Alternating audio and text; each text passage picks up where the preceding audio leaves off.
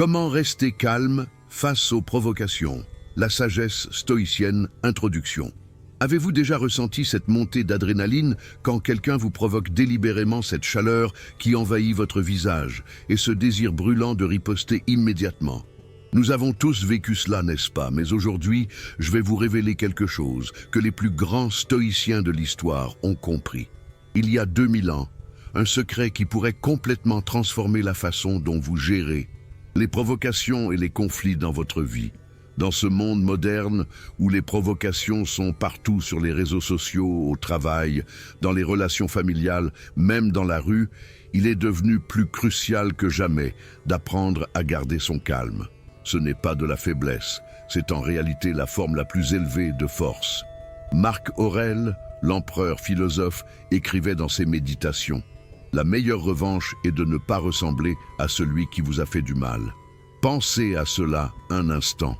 L'homme le plus puissant de l'Empire romain, l'homme qui aurait pu écraser n'importe qui l'offensait, choisissait délibérément de ne pas réagir à la provocation. Pourquoi? Parce qu'il comprenait quelque chose de fondamental. Épictète, ancien esclave, devenu l'un des plus grands philosophes stoïciens, enseignait « Ce ne sont pas les événements qui nous troublent, mais nos jugements sur ces événements ». Cette phrase contient tout ce que vous devez savoir sur comment gérer les provocations. Le problème n'est pas la provocation elle-même, c'est votre réaction à cette provocation.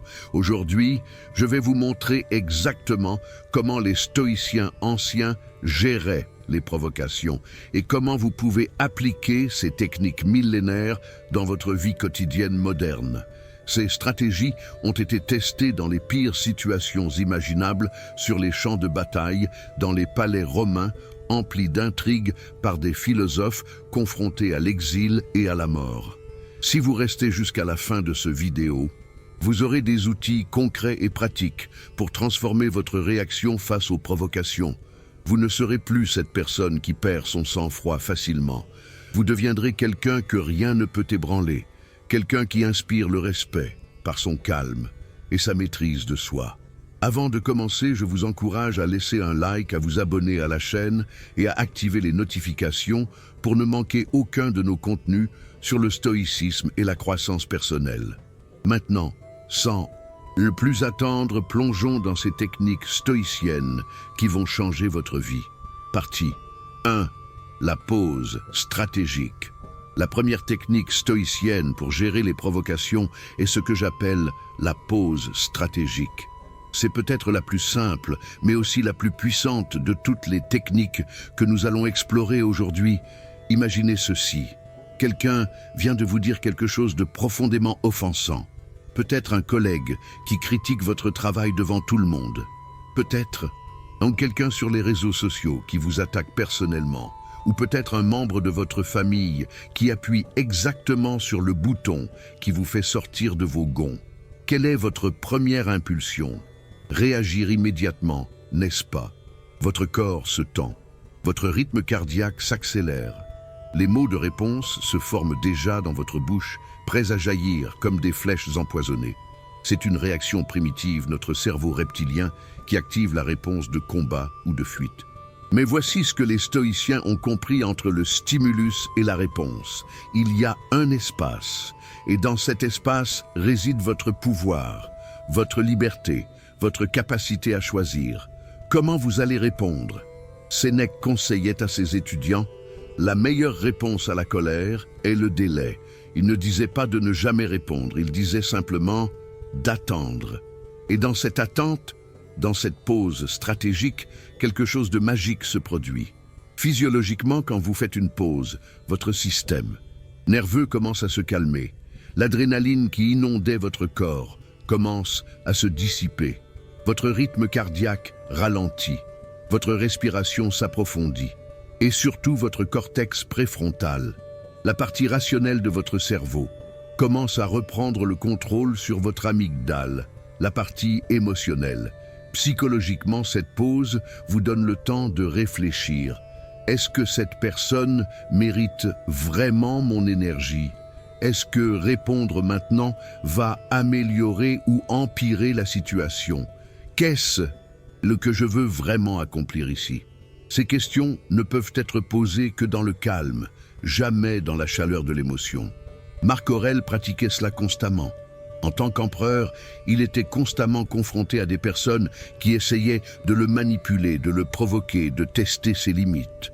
Pourtant, dans ses écrits personnels, il se rappelait constamment, commence chaque jour en te disant « Les gens avec lesquels je vais interagir aujourd'hui seront intrusifs, ingrats, arrogants, malhonnêtes, jaloux et hargneux. » Remarquez ce qu'il faisait, il se préparait mentalement, il créait un espace mental avant même que les provocations ne se produisent. C'est de la pause stratégique au niveau avancé. Comment pouvez-vous pratiquer la pause stratégique concrètement? Voici un processus simple, en 4 étapes, que vous pouvez commencer à utiliser immédiatement. Premièrement, quand quelqu'un vous provoque, prenez une respiration profonde et consciente. Inspirez par le nez pendant 4 secondes. Retenez votre souffle pendant 4 secondes. Expirez par la bouche pendant 4 secondes. Cette simple technique, connue sous le nom de respiration carrée, calme instantanément votre système nerveux. Deuxièmement, comptez jusqu'à 10 dans votre tête. Cela peut sembler cliché, mais c'est extraordinairement efficace. Ces 10 secondes sont souvent suffisantes pour passer du mode réactif au mode réfléchi. Troisièmement, posez-vous cette question simple mais puissante. Est-ce que je vais me soucier de cela dans 5 ans?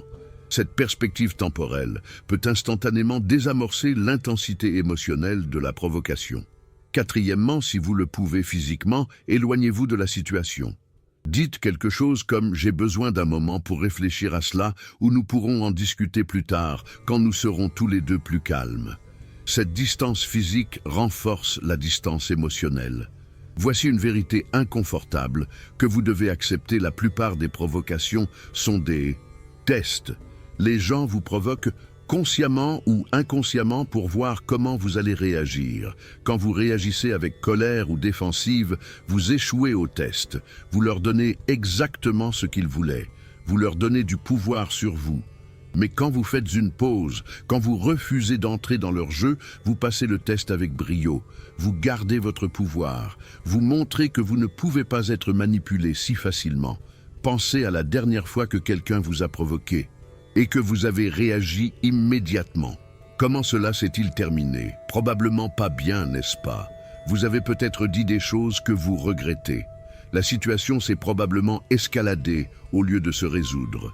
Et vous vous êtes probablement senti mal après, même si vous pensiez avoir raison. Maintenant, imaginez si dans ce moment vous aviez simplement fait une pause.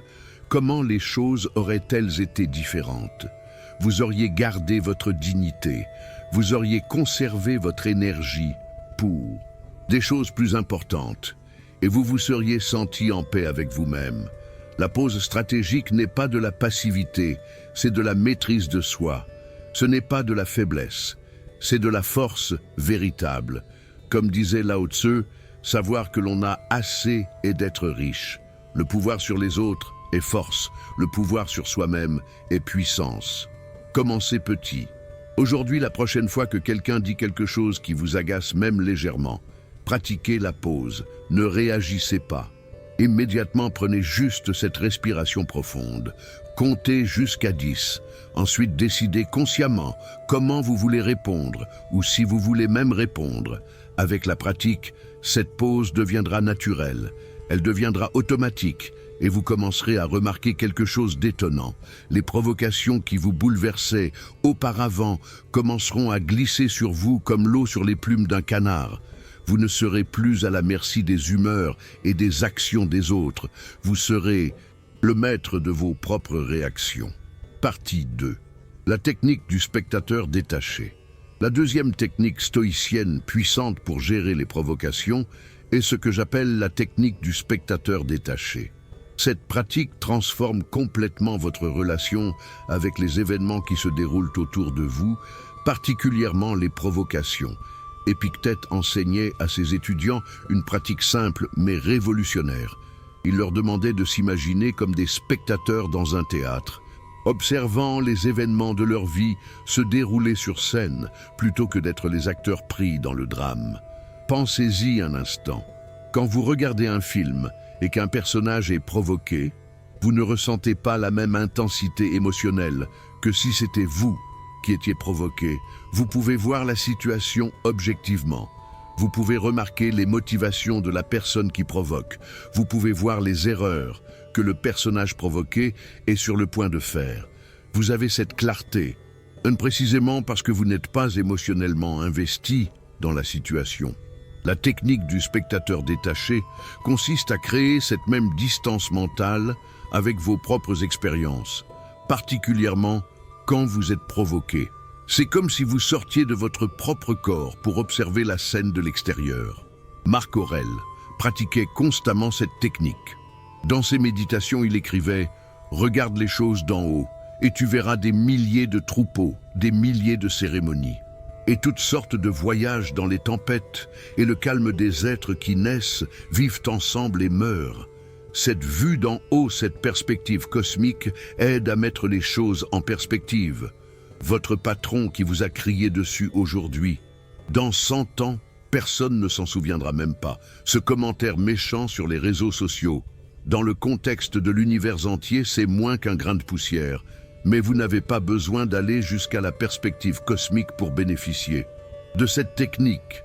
Même simplement vous imaginer en train d'observer la situation comme si vous regardiez un film peut créer une distance émotionnelle salvatrice.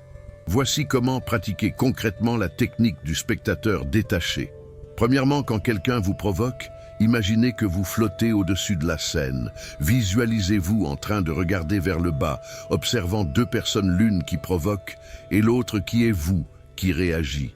Que voyez-vous depuis cette perspective élevée? Probablement que la situation n'est pas aussi grave qu'elle semblait quand vous étiez au milieu. Deuxièmement, décrivez mentalement la situation à la troisième personne, plutôt que de penser « il m'attaque ». Pensez cette personne, dis des mots à cette autre personne qui ressemble à moi. Ce simple changement linguistique crée une distance psychologique. La recherche en psychologie cognitive confirme que l'utilisation de la troisième personne réduit l'intensité émotionnelle des expériences négatives. Troisièmement, imaginez que vous racontez cette situation à un ami dans un an. Comment la raconteriez-vous ? Probablement avec beaucoup moins d'émotion, peut-être même avec humour. Tu te souviens de ce jour où ce type a complètement perdu son sang-froid. Cette future perspective peut vous aider à voir la situation actuelle différemment. Quatrièmement, posez-vous cette question, qu'est-ce qu'un sage ferait dans cette situation? Si Marc Aurèle était ici, comment réagirait-il? Si vous aviez un mentor sage en qui vous avez confiance, imaginez comment il ou elle gérerait cette provocation. Cette technique vous permet d'accéder à une sagesse qui est en vous, mais qui est souvent obscurcie par l'émotion. La beauté de la technique du spectateur détaché est qu'elle ne nie pas vos émotions. Elle ne vous dit pas de ne rien ressentir. Au contraire, elle vous permet de ressentir vos émotions tout en créant un espace où vous n'êtes pas contrôlé par elles. C'est la différence cruciale entre supprimer les émotions et les observer. Supprimer les émotions, c'est comme essayer de retenir un barrage qui va éclater. Tôt ou tard, tout va exploser. Observer les émotions, c'est comme regarder des nuages passer dans le ciel. Vous les voyez, vous reconnaissez leur présence, mais vous ne vous accrochez pas à eux. Marc Aurèle écrivait « Tu as du pouvoir sur ton esprit, pas sur les événements extérieurs. Réalise cela et tu trouveras la force. » La technique du spectateur détaché est précisément comment vous exercez ce pouvoir sur votre esprit. Il y a aussi un aspect profondément libérateur dans cette pratique. Quand vous réalisez que vous n'êtes pas vos pensées, vous n'êtes pas vos émotions, vous êtes la conscience qui observe ces pensées, et ces émotions, tout change. Soudainement, vous n'êtes plus piégé par chaque pensée négative ou chaque émotion difficile. Vous avez de l'espace, vous avez du choix. Cette technique était aussi enseignée sous d'autres formes dans d'autres traditions. Le bouddhisme parle de la pleine conscience de l'observateur. La psychologie moderne parle de la diffusion cognitive. Mais les stoïciens pratiquaient déjà cela, il y a 2000 ans. Un exercice pratique que vous pouvez faire dès maintenant est le suivant. Fermez les yeux pendant un moment. Pensez à une situation récente où quelqu'un vous a provoqué. Maintenant, au lieu de revivre cette situation de votre propre perspective, imaginez-vous en train de la regarder sur un écran de cinéma. Voyez-vous là-bas dans cette situation. Observez vos réactions, vos expressions faciales, votre langage corporel. Que remarquez-vous depuis cette perspective? Peut-être que vous sembliez plus tendu que nécessaire. Peut-être que la personne qui vous provoquait semblait en fait insécure ou malheureuse elle-même. Peut-être que toute la situation semble moins importante vue de cette distance. Cette observation détachée vous permet d'apprendre de vos expériences sans être submergé par elles. C'est comme avoir un enregistrement vidéo de votre vie que vous pouvez revoir. Objectivement pour voir ce qui a fonctionné et ce qui n'a pas fonctionné. Les stoïciens croyaient fermement que nous devons apprendre de nos expériences. Sénèque disait qu'il est de la folie de continuer à faire les mêmes erreurs et de s'attendre à des résultats différents.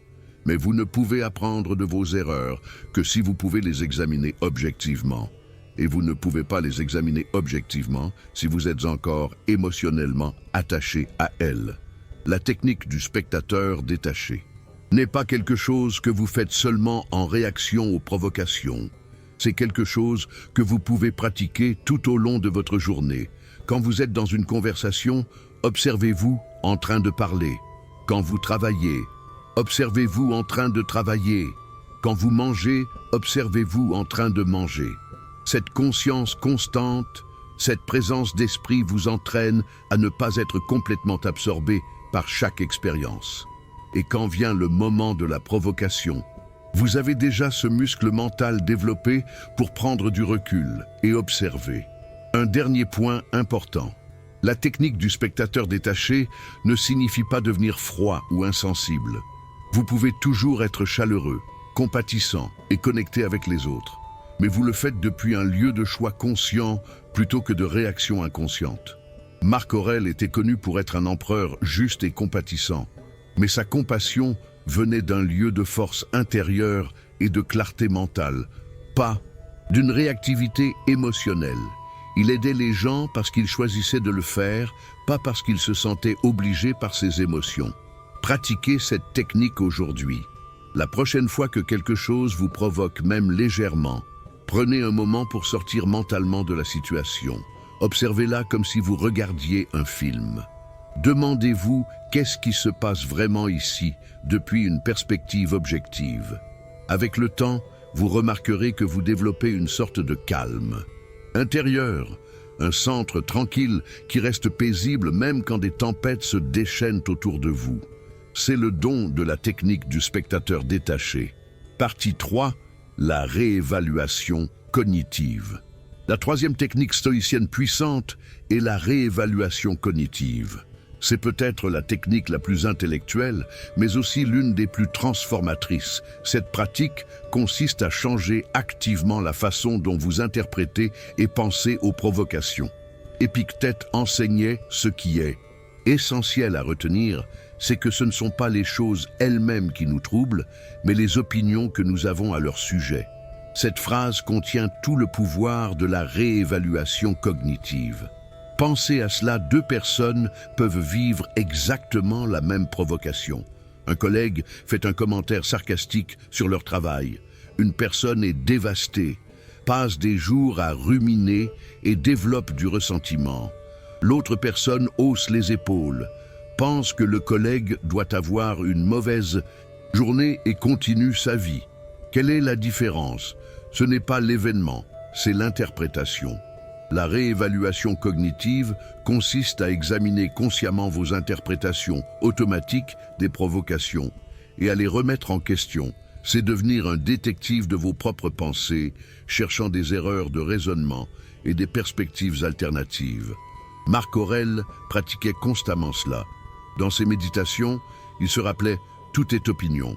Si quelqu'un te fait du mal, il se fait du mal. » À lui-même, il se place dans une mauvaise relation avec toi. Voyez comment il réinterprétait les provocations, non pas comme des attaques personnelles, mais comme des signes de la propre souffrance de l'autre personne. Voici les étapes concrètes de la réévaluation cognitive appliquée aux provocations. Première étape, identifiez votre interprétation automatique. Quand quelqu'un vous provoque, quelle est votre première pensée? Peut-être il essaie de m'humilier, ou elle ne me respecte pas, ou il me déteste. Ces pensées automatiques sont souvent négatives et personnelles. Deuxième étape, questionnez cette interprétation. Est-ce vraiment vrai? Comment le savez-vous? Y a-t-il des preuves ou est-ce une supposition? C'est ici que vous devenez un scientifique de vos propres pensées, exigeant des preuves, plutôt que d'accepter aveuglément vos hypothèses. Troisième étape, générer des interprétations alternatives. Quelles autres explications pourraient exister? Peut-être que la personne traverse une période difficile dans sa vie personnelle. Peut-être qu'elle a mal compris quelque chose que vous avez dit. Peut-être qu'elle a ses propres insécurités qui n'ont rien à voir avec vous. Quatrième étape, évaluez quelle interprétation est la plus utile. Même si votre première interprétation négative est vraie, est-il utile de vous y accrocher? Y a-t-il une façon de voir la situation qui vous permettrait de réagir plus efficacement et de maintenir votre paix intérieure? Cinquième étape, adoptez consciemment l'interprétation. La plus utile. Dites-vous, je choisis de voir cette situation comme X plutôt que Y. Ce choix conscient est un acte de pouvoir personnel. Permettez-moi de vous donner un exemple concret. Imaginez que votre patron vous critique sévèrement devant toute l'équipe pour une erreur que vous avez faite. L'interprétation automatique négative pourrait être « il veut me faire mal paraître, il ne m'aime pas. Je vais probablement être viré ». Cette interprétation génère de l'anxiété, de la colère et de l'humiliation. Maintenant, appliquons la réévaluation cognitive. Questionnons cette interprétation. Est-ce vraiment que mon patron veut me faire mal paraître ou est-ce qu'il est simplement stressé par les pressions qu'il subit d'en haut? Est-ce vraiment qu'il ne m'aime pas? Ou est-ce qu'il pense qu'être dur publiquement est une bonne méthode de management, même si c'est maladroit? Générons des alternatives. Peut-être qu'il a eu une réunion difficile avec ses supérieurs juste avant. Peut-être qu'il essaie de montrer à l'équipe qu'il prend les erreurs au sérieux. Peut-être qu'il ne se rend pas compte de l'impact émotionnel de ses mots. Quelle interprétation est la plus utile? Plutôt que de voir cela comme une attaque personnelle, je peux le voir comme un feedback maladroit sur une erreur réelle que j'ai faite. Je peux apprendre de cette erreur, améliorer mon travail et peut-être même avoir une conversation privée avec mon patron sur la façon dont les feedbacks peuvent être donnés plus constructivement. Voyez comme cette réévaluation change tout. Au lieu d'être paralysé par l'émotion négative, vous êtes maintenant en position d'action constructive. Vous gardez votre pouvoir, votre dignité et votre paix intérieure. Sénèque écrivait « Nous souffrons plus dans l'imagination que dans la réalité ». La réévaluation cognitive nous aide à voir que la plupart de notre souffrance face aux provocations vient de nos interprétations catastrophiques, pas de la réalité objective de la situation. Un concept stoïcien lié est ce qu'on appelle la préférence plutôt que l'attachement. Les stoïciens disaient qu'il est naturel de préférer être traité avec respect, d'être apprécié, d'éviter les conflits. Mais quand nous nous attachons rigidement à ces préférences, quand nous exigeons qu'elles soient satisfaites, nous créons notre propre souffrance. Marc Aurèle se rappelait constamment « Tout ce qui arrive comme il le doit. Tu le découvriras si tu observes attentivement. » Cette acceptation radicale de la réalité telle qu'elle est ne signifie pas être passif. Cela signifie voir clairement ce qui est avant de décider comment agir. La réévaluation cognitive implique aussi de comprendre les motivations des autres. Les stoïciens croyaient que personne ne fait le mal volontairement. Que voulait dire par là? Ils croyaient que les gens agissent toujours selon ce qu'ils pensent être bon pour eux, même s'ils se trompent. Quand quelqu'un vous provoque selon la vision stoïcienne, cette personne agit selon sa compréhension limitée de ce qui est bon pour elle. Peut-être qu'elle pense que vous rabaisser la fera paraître supérieure.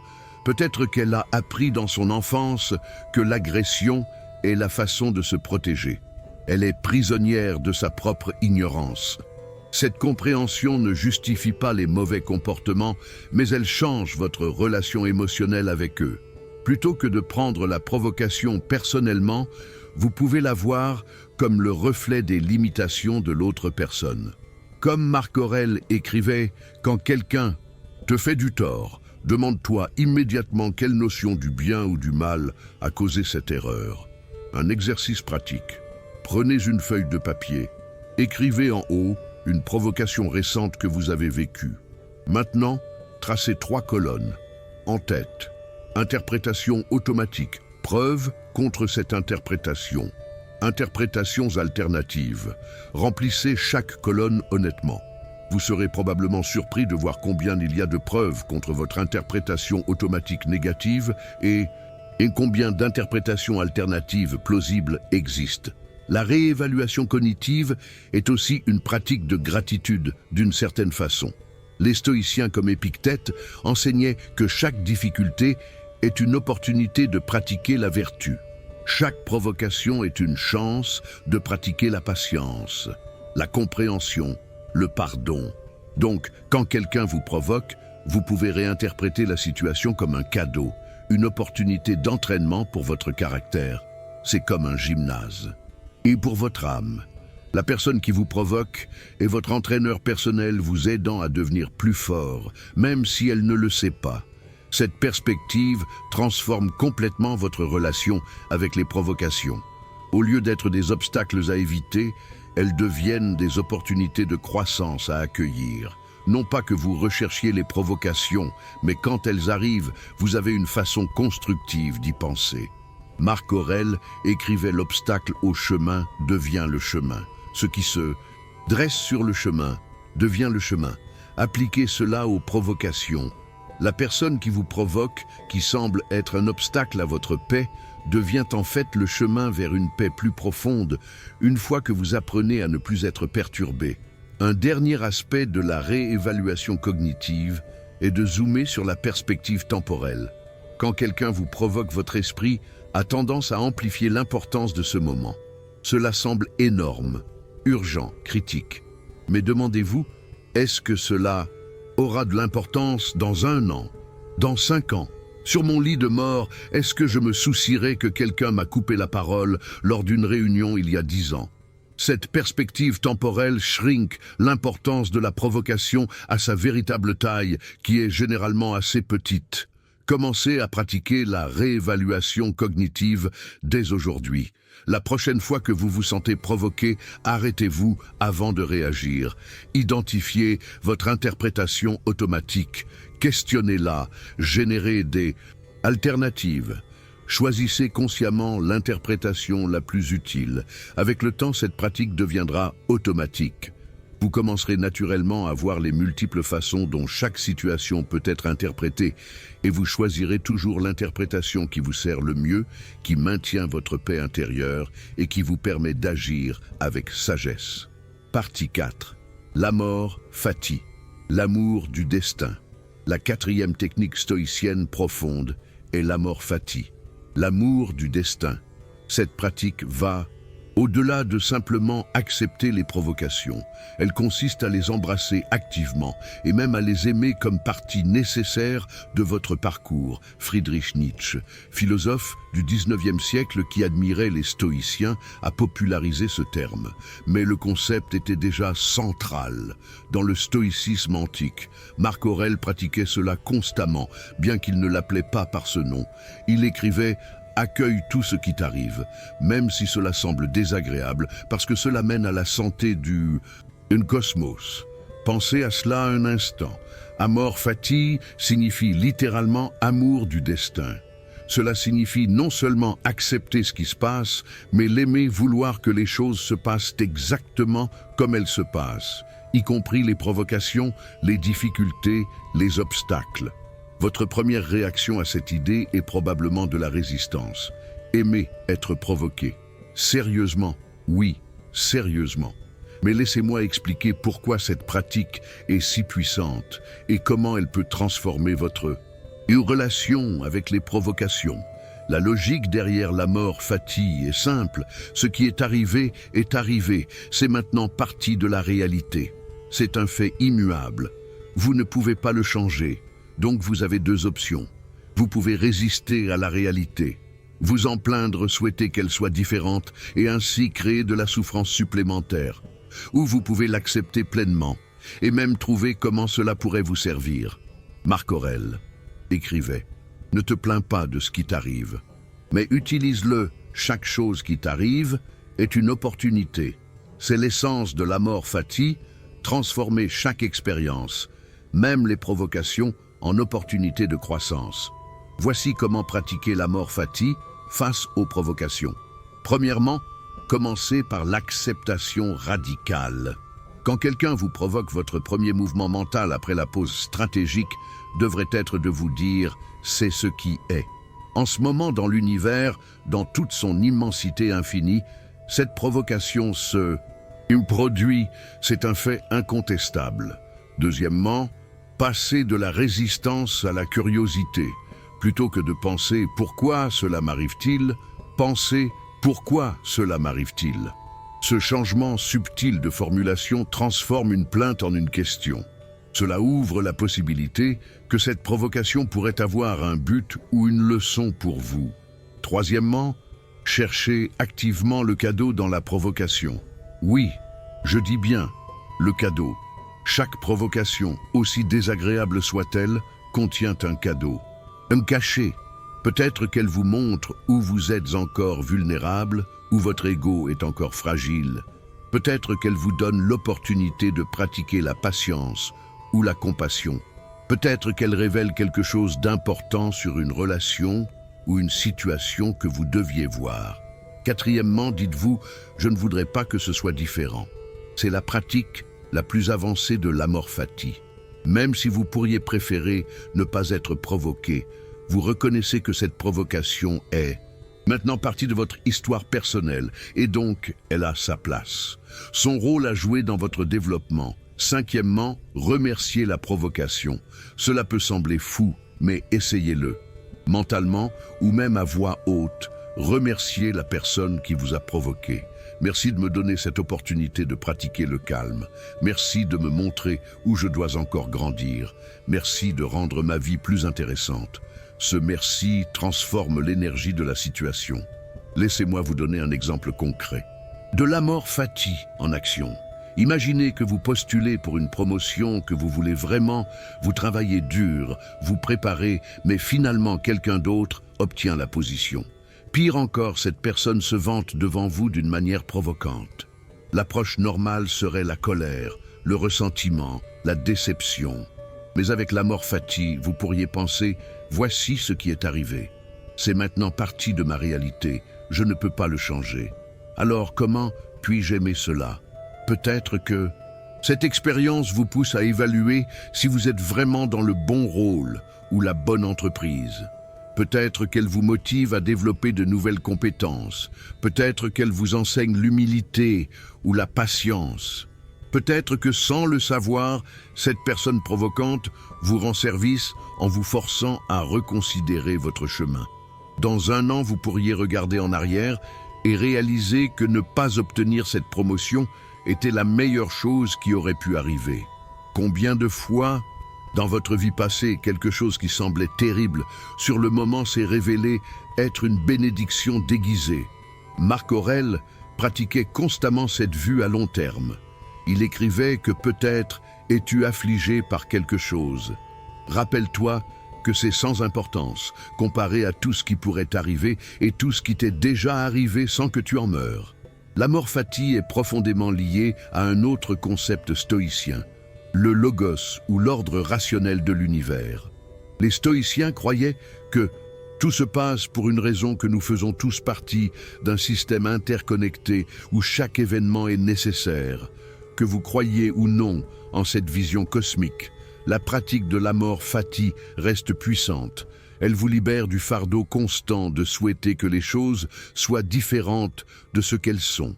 Elle vous permet de mettre toute votre énergie dans la réponse constructive plutôt que dans la résistance inutile. Épictète enseignait « Ne demande pas que les choses arrivent comme tu.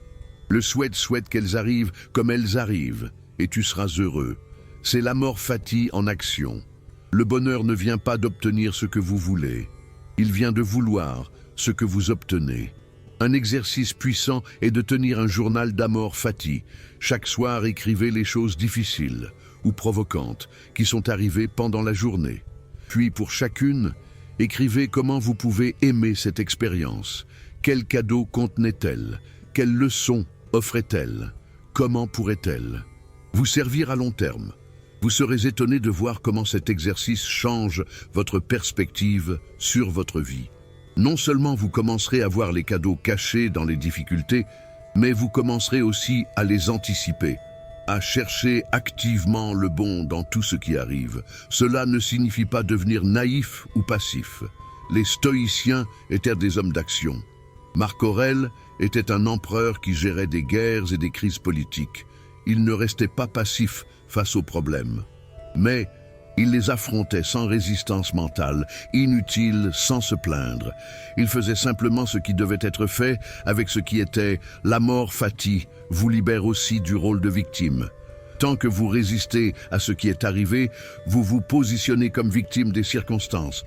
Quelqu'un ou quelque chose vous a fait du mal et maintenant vous souffrez. Vous êtes impuissant. Mais quand vous embrassez ce qui est arrivé, quand vous choisissez de le voir comme nécessaire ou même désirable, vous reprenez votre pouvoir.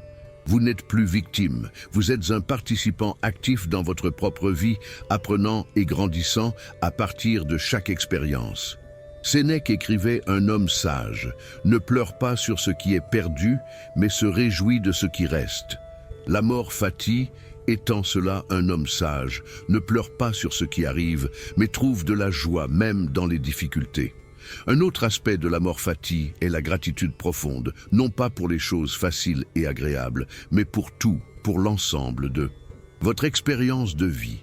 Chaque provocation, chaque difficulté a contribué à faire de vous qui vous êtes aujourd'hui. Si vous aimez qui vous êtes, vous devez aimer le chemin qui vous y a mené, y compris toutes ces parties difficiles. Pensez aux personnes que vous admirez le plus. Ont-elles eu des vies faciles, sans provocation, ni défis? Presque jamais. Les personnes les plus fortes, les plus sages, les plus compatissantes sont presque toujours celles qui ont traversé des difficultés et qui en ont appris. Les provocations qu'elles ont subies les ont forgées. Vous avez le choix de voir chaque provocation comme un fardeau injuste ou comme un outil de forgeron qui vous façonne en quelque chose de plus fort et de plus beau. C'est l'essence de l'amor fati. Commencez petit aujourd'hui quand quelque chose de légèrement ennuyeux arrive. Un retard dans le trafic, une file d'attente longue, un commentaire irritant. Exercez-vous à dire « Je ne voudrais pas que ce soit différent ». Ressentez comment cette simple phrase change l'énergie de votre expérience. Avec la pratique, vous pourrez appliquer l'amor fati même aux provocations plus sérieuses. Et alors vous découvrirez une liberté et une paix que vous n'auriez jamais cru possible. Vous serez véritablement invincible, car rien ne pourra troubler quelqu'un qui aime tout ce qui arrive. Partie 5. La pratique de la bienveillance. La cinquième et dernière technique stoïcienne que je veux partager avec vous est peut-être la plus contre-intuitive, mais aussi la plus transformatrice. Répondre aux provocations avec une bienveillance délibérée. Marc Aurèle écrivait « La meilleure façon de se venger d'un ennemi est de ne pas lui ressembler ». Mais il allait plus loin. Il conseillait « Chaque fois que quelqu'un te fait du tort, demande-toi quelle conception du bien et du mal l'a poussé à agir ainsi. Puis au lieu de te mettre en colère, traite cette personne avec gentillesse. Traitez avec gentillesse quelqu'un qui vous provoque. Cela semble ridicule, n'est-ce pas? Cela semble faible. Et pourtant, c'est précisément l'opposé. C'est la forme la plus élevée de force. Pensez-y, n'importe qui peut répondre à la provocation par la provocation. Cela ne demande aucune force de caractère, juste des réflexes primitifs. Mais répondre à la méchanceté par la gentillesse, cela demande une force de caractère extraordinaire. Cela demande de surmonter chaque instinct naturel. Cela demande une maîtrise de soi totale. Les stoïciens croyaient fermement en ce qu'on appelle l'oikeiosis, un concept qui signifie essentiellement que tous les humains font partie d'une même famille cosmique. Nous sommes tous interconnectés, tous essayant de naviguer dans cette vie complexe du mieux que nous pouvons. Quand quelqu'un vous provoque selon cette vision, cette personne est comme un membre de votre famille qui agit mal. Vous ne haïriez pas un enfant qui fait une crise de colère. Vous comprendriez qu'il ne sait pas mieux qu'il souffre d'une façon ou d'une autre. De même, la personne qui vous provoque souffre. Improbablement même si sa souffrance prend la forme de méchanceté envers vous. Marc Aurèle se rappelait constamment quand tu te lèves le matin, dis-toi, je rencontrerai aujourd'hui des gens intrusifs, ingrats, arrogants, malhonnêtes, jaloux et hargneux. Ils sont ainsi parce qu'ils ne savent pas distinguer le bien du mal. Remarquez qu'il ne dit pas qu'ils sont mauvais, il dit qu'ils sont ignorants, et l'ignorance mérite la compassion, pas la colère. Voici comment pratiquer concrètement la bienveillance face aux provocations. Premièrement, reconnaissez la souffrance de l'autre. Derrière presque chaque comportement provoquant, il y a de la douleur. Les gens heureux et en paix ne provoquent généralement pas les autres. C'est les gens qui souffrent qui le font. Quand quelqu'un vous provoque, rappelez-vous, cette personne souffre. Cette simple reconnaissance peut transformer votre colère en compassion. Deuxièmement, cherchez à comprendre plutôt qu'à condamner. Demandez-vous qu'est-ce qui pourrait se passer dans la vie de cette personne pour qu'elle agisse ainsi. Peut-être qu'elle vient de vivre une perte. Peut-être qu'elle a grandi dans un environnement où l'agression était la seule façon de se faire entendre. Peut-être qu'elle se sent menacée par vous d'une certaine façon. Cette compréhension ne justifie pas le comportement, mais elle vous permet de répondre avec sagesse plutôt qu'avec réaction. Troisièmement, choisissez consciemment une réponse bienveillante. Cela ne signifie pas être un paillasson ou accepter les mauvais traitements. Cela signifie répondre d'une façon qui maintient votre dignité tout en reconnaissant l'humanité de l'autre. Je comprends que vous soyez contrarié. Parlons de cela calmement ou je vois que c'est un sujet sensible pour vous. Prenons un moment. Ces réponses désarment les provocations plutôt que de les escalader. Quatrièmement, si approprié, faites un acte de gentillesse envers la personne qui vous a provoqué. Cela peut sembler impossible, mais c'est incroyablement puissant. Peut-être offrir de l'aide avec quelque chose, peut-être faire un compliment sincère, peut-être simplement écouter vraiment. Ce type de bienveillance inattendue a le pouvoir de transformer les relations et même de toucher profondément les gens. Cinquièmement, pardonnez pas pour eux, mais pour vous. Le pardon est un cadeau que vous vous faites à vous-même. Le ressentiment est comme boire du poison et espérer que l'autre personne meure. Marc Aurèle écrivait le meilleur moyen de se venger est de ne pas faire de même. En pardonnant, vous vous libérez du fardeau de la colère. Il y a une histoire célèbre sur Marc Aurèle. Un de ses généraux l'a trahi pendant une campagne militaire, une trahison qui aurait pu coûter des milliers de vies. Quand le général a été capturé, tout le monde s'attendait à ce qu'il soit exécuté. Mais Marc Aurèle lui a pardonné et lui a même donné une autre chance, expliquant qu'il préférait transformer un ennemi en ami plutôt que de simplement éliminer un ennemi. Cette histoire illustre la force extraordinaire de la bienveillance. Ce n'était pas de la faiblesse de la part de Marc Aurèle, c'était une décision stratégique basée sur sa philosophie et ses valeurs. Et cela a fonctionné. Le général est devenu l'un des partisans les plus loyaux de Marc Aurèle. Bien sûr, il y a des limites à cette pratique. Si quelqu'un vous met en danger physique réel ou si quelqu'un abuse systématiquement de vous, la réponse appropriée peut être de vous éloigner de cette personne.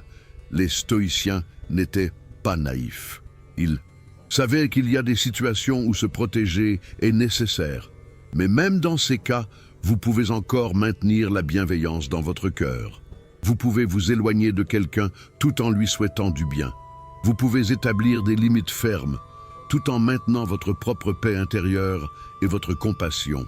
La pratique de la bienveillance face aux provocations transforme non seulement la situation immédiate, mais vous transforme vous profondément.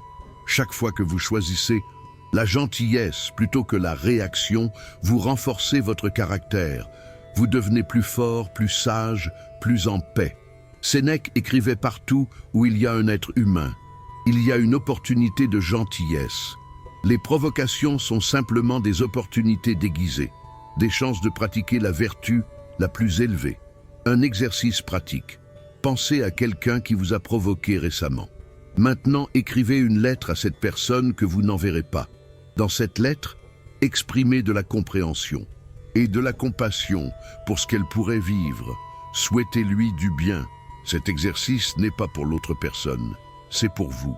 Il transforme votre relation interne avec la provocation. Une dernière réflexion sur la bienveillance. Quand vous répondez aux provocations avec gentillesse, vous ne faites pas seulement quelque chose de bien pour l'autre personne. Vous créez un effet d'entraînement. Les gens autour de vous voient comment vous gérez les conflits.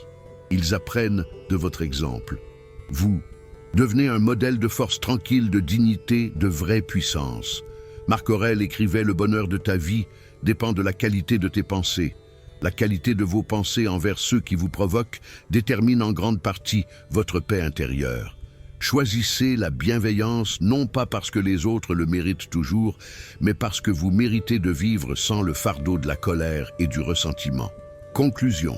Nous sommes arrivés à la fin de notre exploration des techniques stoïciennes pour rester calme face aux provocations. Récapitulons brièvement ce que nous avons appris. Premièrement, la pause stratégique. Créez un espace entre le stimulus et la réponse où réside votre pouvoir. Deuxièmement, la technique du spectateur détaché. Observez vos expériences de l'extérieur plutôt que d'être submergé par elles. Troisièmement, la réévaluation cognitive. Questionnez vos interprétations automatiques et choisir consciemment des perspectives plus utiles. Quatrièmement, la mort fati. Embrassez tout ce qui arrive comme nécessaire et trouvez le cadeau dans chaque provocation. Cinquièmement, la bienveillance. Répondre à la méchanceté par la gentillesse et transformer ainsi les ennemis en opportunités de croissance. Ces 5 techniques ne sont pas juste des concepts théoriques. Ce sont des outils pratiques que vous pouvez commencer à utiliser immédiatement dans votre vie. La prochaine fois que quelqu'un vous provoque, vous avez maintenant un arsenal complet de réponses sages. Mais voici, ce que je veux que vous compreniez vraiment, ces techniques ne fonctionneront pas parfaitement du premier coup. Vous allez échouer, vous allez perdre votre calme. Il y aura des moments où, malgré vos meilleures intentions, vous réagirez exactement de la façon dont vous ne vouliez pas réagir. Et c'est parfait, cela fait partie du processus. Les stoïciens n'étaient pas des gens parfaits. Même Marc Aurèle, empereur philosophe, admettait dans ses écrits personnels qu'il luttait quotidiennement pour vivre selon ses propres principes. Le point n'est pas la perfection, le point est la pratique. Chaque provocation est une opportunité de pratiquer ces techniques. Chaque échec est une leçon qui vous prépare pour la prochaine fois.